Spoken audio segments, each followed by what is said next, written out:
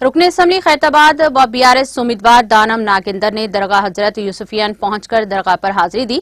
इस मौके पर दानम नागिंदर ने दरगाह पर गुलाए अकीदत पेश किए। इस दौरान दरगाह इंतजामिया ने इनकी शालपोशी करते हुए इनकी कामयाबी के लिए नेक तमन्नाओं का इजहार भी किया।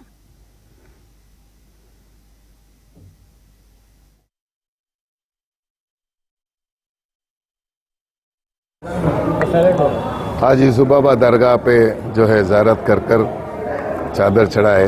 हमेशा गुलिस्ता 25 साल से जब भी मैं नामिनेशन डालता हूँ, पहला मंदिर जाके उधर से यूसुफ बाबा के पास ज़ियारत करके जो है हमारे लिए कामयाबी का आशीर्वाद लेके जाते हैं यहाँ से।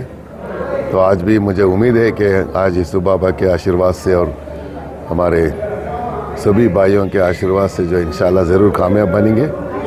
और जो है ये आज का ये चुनाव जो है एक फिरका फरत जमात से हमारी लड़ाई हो रही, खासकर जो है जो एक रेवंत रेड्डी कांग्रेस का एक जो है नकाब पहनकर RSS का एक जो है नुमाइंदा रह के कांग्रेस का नकाब पहन के आ रहे लोग समझ चुके हैं उसकी जो उसका बेनकाब ज़रूर जो है इंशाल्लाह 30 तारीख के दिन आवाम उसको बेनकाब करेंगे और 3 तारीख के दिन वो रिज़ल्ट आएगा।